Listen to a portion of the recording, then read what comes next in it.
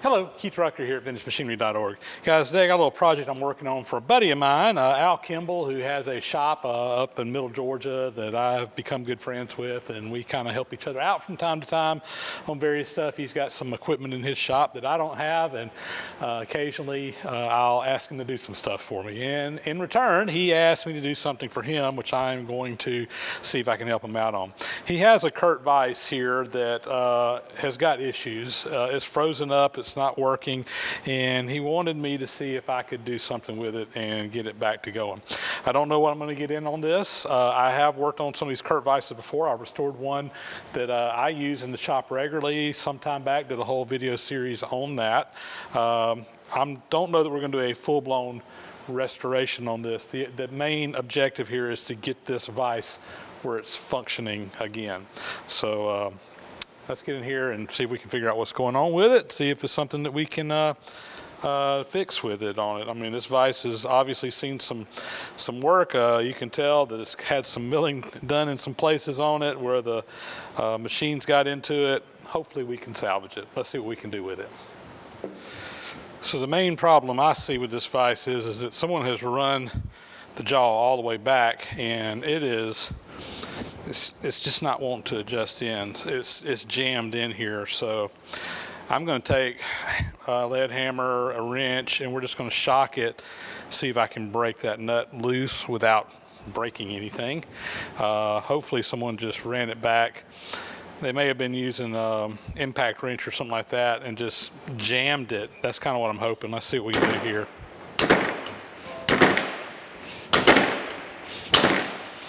Got a little movement. All right, something's happening.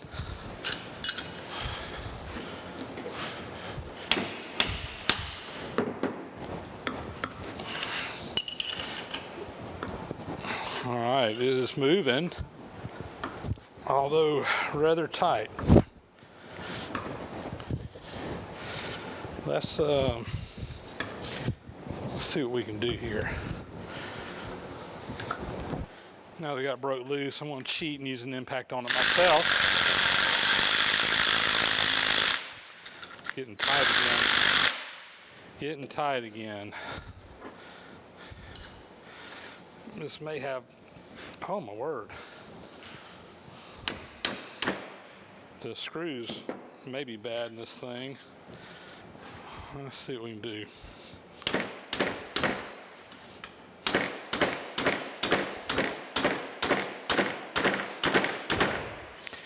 Yeah.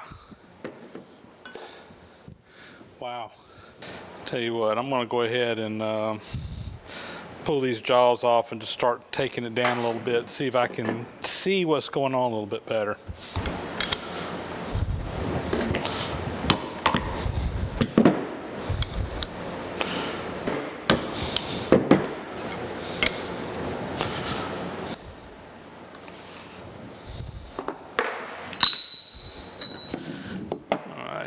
Go ahead and take the back one off too while we're at it.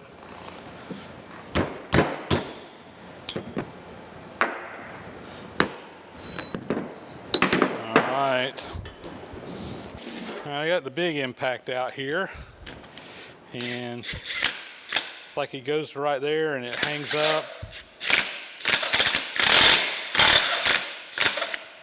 I don't know what's going on. So here's my game plan. Is we're going to remove the fixed jaw on the end and take this retaining ring out, and hopefully the whole assembly can slide out and I can look at this from the bottom and see if I can see anything going on. So let's get this fixed jaw off, and the way to get that off is you flip this thing over, and you got two big Allen cap screws down here that just go in and attach that to the front. So let's see if we can not get those off.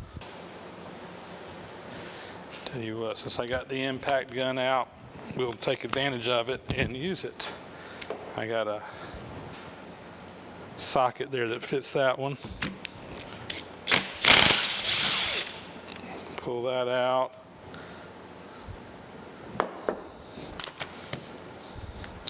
Get the other one. All right.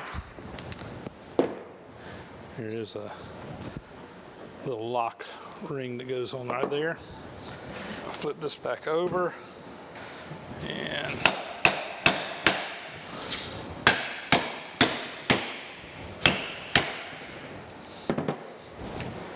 pry bar here. Here we go. And you can see that fixed jaw. It's got two keys in there. These keys are milled into the bottom of the fixed jaw, but that is off. And now, normally what you would do is just unscrew this whole screw, and this whole assembly would just come out the end. With that on there, it's captured in. It's captured in on this end by casting here and your retaining ring. So there is a little spiral retaining ring right there. Let me see if I can get that out. Let's see here. There's this is a unusual retaining ring. It's a spiral.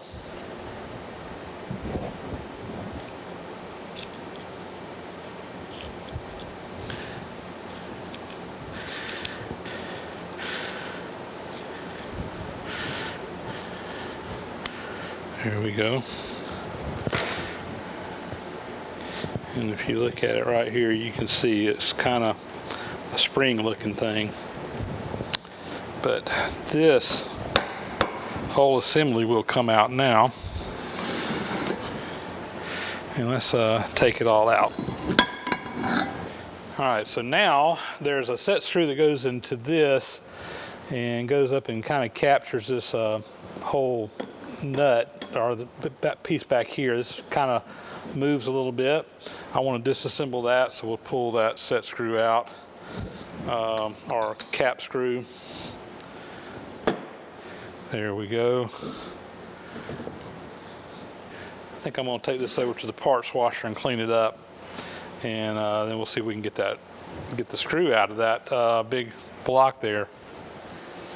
All right, guys, I've got this thing out, and just like we were able to do before, it's turning in part of the range here, but then it just gets to a point, and about right in here, let's see, yeah, there it's starting to get tight. Right there, it won't go past it. This screw should come all the way out.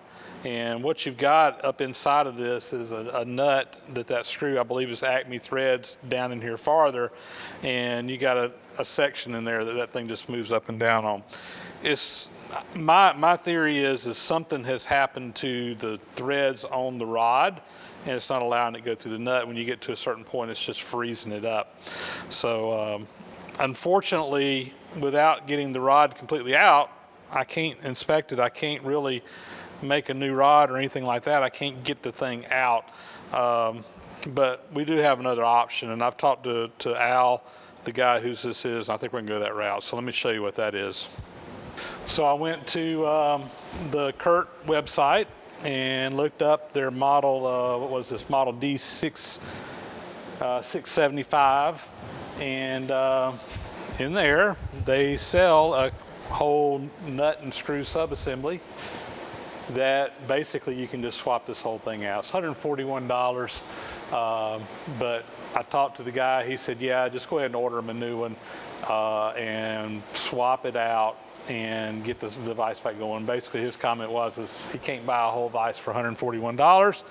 And he needs it to go on a machine. So that's what we're going to do. I'm going to get that ordered, and when it comes in, we'll put this thing back together and get it back down to him. But anyway, I thought I'd show you that. That's going to be my best solution to this problem, is to just go ahead and replace that whole subassembly. Even in the area where it's moving, there's a lot of wiggle room and play in there. That Vise has got a lot of wear on it, and I think the best thing to do is just put a new one in there, and this thing will be at least mechanically like a brand new one. I think what I'm going to do, I put these over to the parts washer and just kind of got them degreased and got all the junk off of them. I'm going to take these out and just let them soak overnight in my Evaporust tank. And I thought I'd do just a quick before shot, and we'll see what it does. We'll see how it improves this surface. There's a little bit of rust on some of this stuff. We'll see what a soaking Evaporust does to improve this. All right, guys, so we let this soak overnight in the Evaporust. I pulled it out. I just took a Scotch-Brite pad, just gently rubbed it to kind of get anything loose off of it. Rinsed it off in the sink, and you see what we got, nice clean castings. May have actually picked up a little bit of flash rust on it since it's been a couple of days since I've done it, but no big deal. I probably just should have gone ahead and painted this, but I'm just trying to get it back together for Al, so I didn't really bother doing that. But if he wants to take it apart and paint it, he surely well can. It's pretty much ready for paint right now. So my part did come in, so we'll unbox that in just a minute. Before we do, I'm gonna go ahead and get some flat stones and just kind of hit these slides and knock off any burrs that may be on there. So let's do that real quick. So just some precision ground flat stones.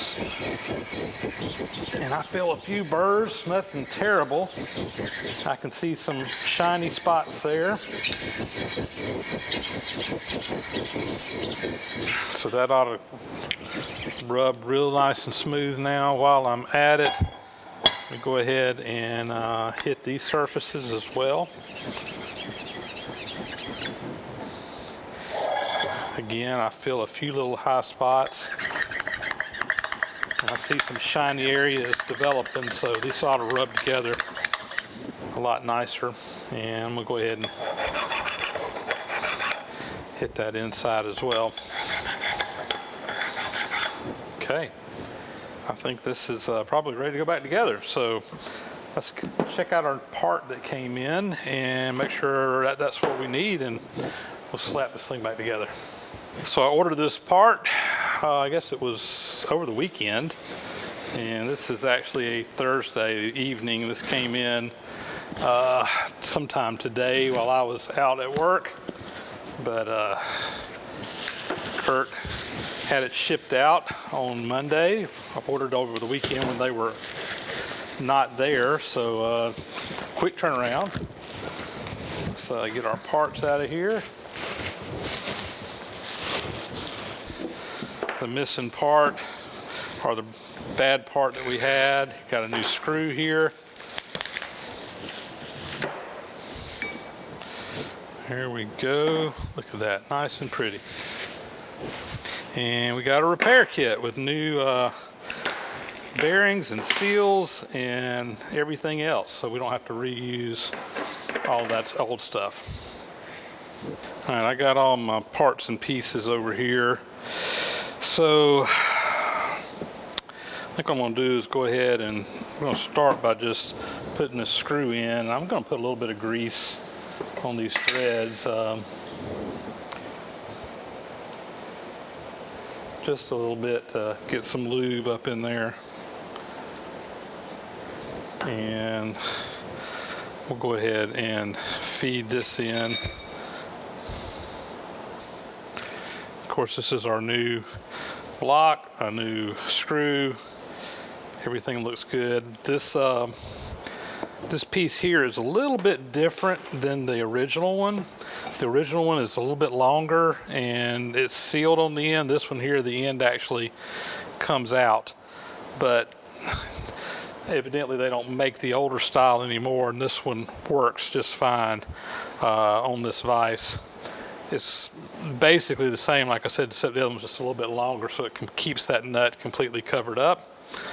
Not a big deal, I don't think.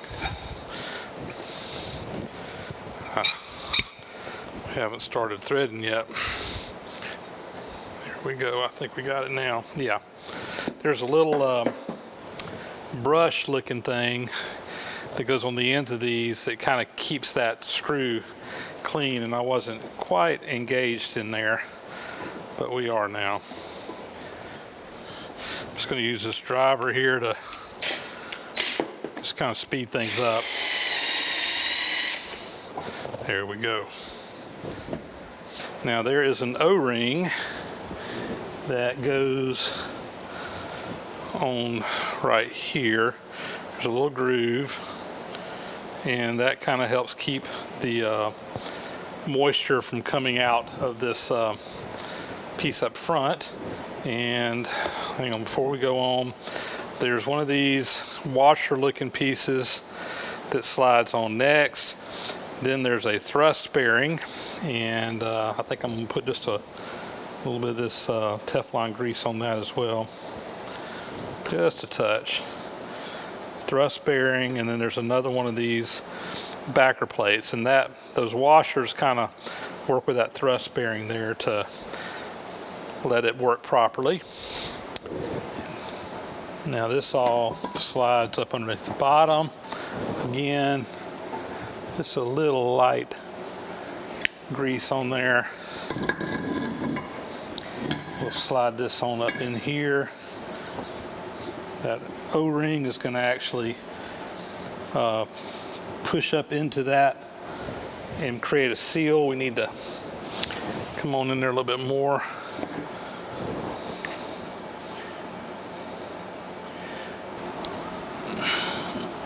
All right, there we go.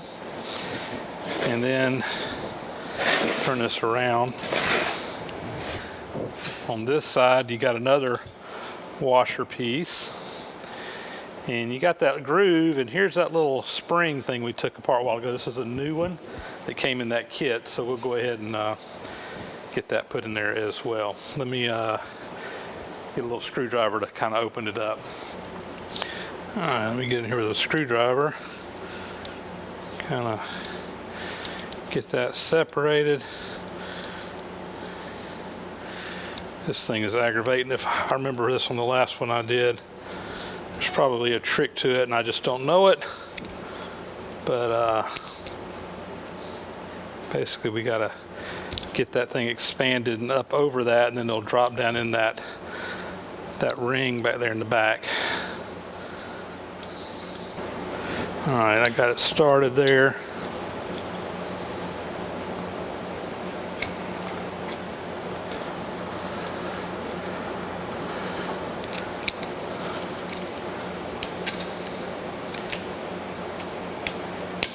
There it goes. And that dropped right down in there. And that looks good.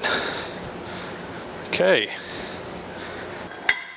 All right, so next there's a little kind of a half of a ball bearing piece, and it fits in a little recess in there that lets it kind of move around, and then that flat catches on the bottom side of this hook right here, and that's what basically comes in contact between this piece that moves back and forth and the jaw. So what I'm going to do is first, again, we're just going to take a little bit of grease, and I'm not putting a lot, but just something to give me a little bit of lube in there for right now. And then down here in that socket, I'm going to take a nice little clump of grease. And the main reason I'm doing that is this grease will kind of help hold that ball in place. It gives it something to kind of stick to whenever I flip it over on here so it doesn't fall out. So let's just kind of drop that down in there.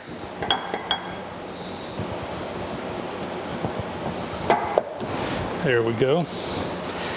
So once you get it in place, there's a set screw right here in the back, and that tightens this whole jaw assembly together up against that ball. You want to get that good and tight. Now this jaw should be moving with the rest of it there, and it is. All right, now we'll put our fixed jaw back in place back here. Remember, this has the keys, and then on the bottom we got a couple of socket cap screws that hold it in place. I'm going to just turn the whole vise over upside down.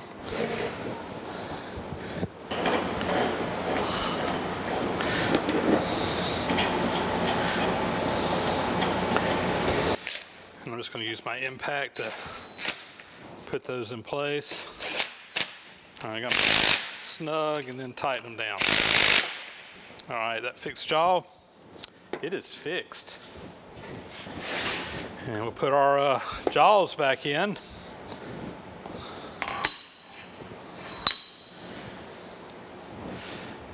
Ideally, I probably need to take these to the surface grinder and grind them.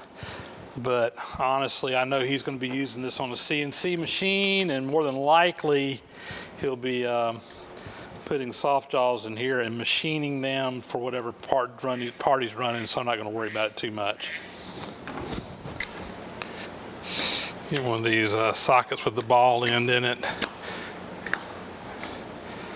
Helps get those in there.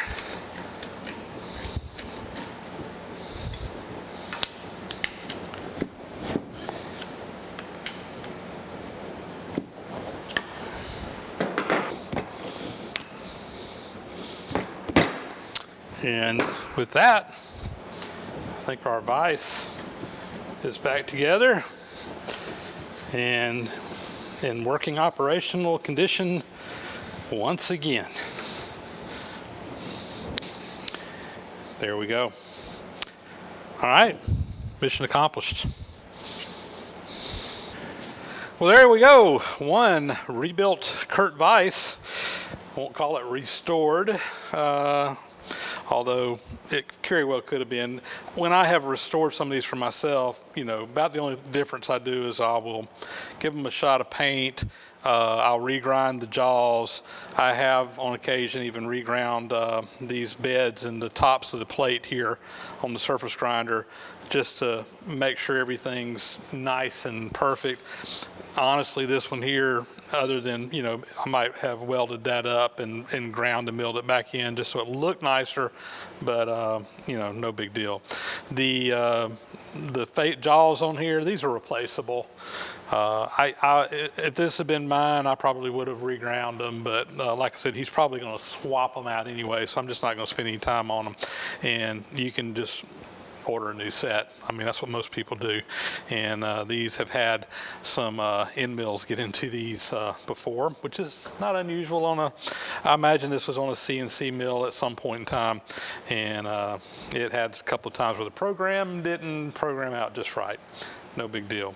But I'm actually headed back up to Al Kimball's place tomorrow. He has cut out a couple of parts for me on his plasma cam that I need for my planer restoration, and so I'm going to run up to Dublin, drop this thing off with him, and pick up my parts, and hopefully be home before lunchtime tomorrow. That's my game plan, and he'll be back in business, and I'll be back in business as well. I'll be able to continue on my planer project that I got going on. I'll take that one back to him. It's pretty much garbage, but he might want to hang on to it, or he can throw it in the scrap bin, whatever he wants to do. With that, guys, that's a wrap. As always, thanks for watching. Please do subscribe to the channel if you haven't already. Thumbs up and comments are appreciated. Hit the bell icon up there to get notifications. And if you haven't already, please subscribe. With that, guys, we'll catch you on the next video. As always, thanks for watching.